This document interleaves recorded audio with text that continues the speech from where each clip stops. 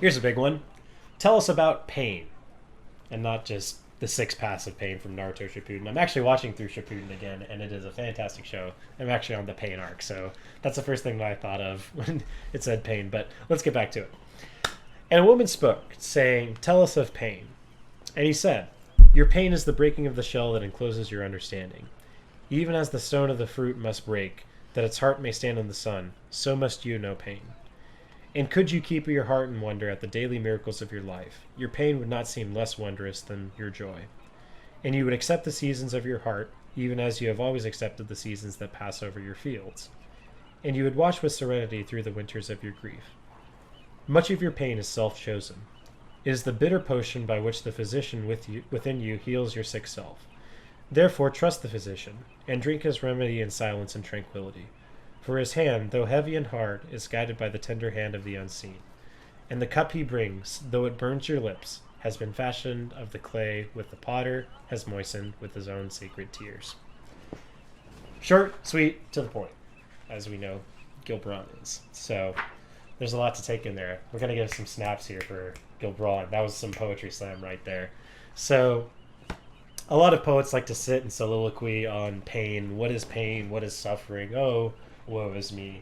But here's Gibran saying that pain is self-chosen. Like, a lot of the time, you get yourself into this hole, homie. Like, this pain is your own undoing. This is a hell of your own creation.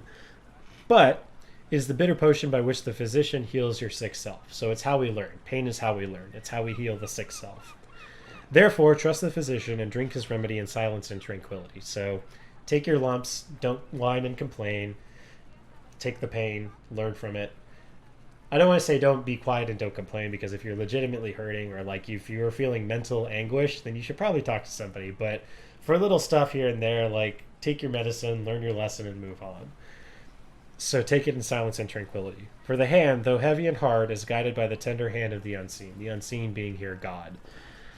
And the cup he brings, though it burns your lips, has been fashioned of the clay which the potter, capitalized here, again alluding to God, has moistened with his own sacred tears. So God is sometimes giving you this pain, but he's right there to be there with you, I guess you could say. And the pain or the tears that he is using to moisten the clay is him suffering with you. So kind of a biblical picture there, and I like that a lot. So that's this particular passage. I know my favorite passage was from the passage I'm giving, but a lot of people cite this particular... Pana's dropping some Japanese on me. Very nice. I'll have to check what that is later. But a lot of people like to cite this particular passage. Much of your pain is self-chosen. It's the bitter potion that the physician uses to heal you. So that's a lot of people like to cite Gibran, or they use that particular passage as like one of his greater pieces. So yeah, that's pain.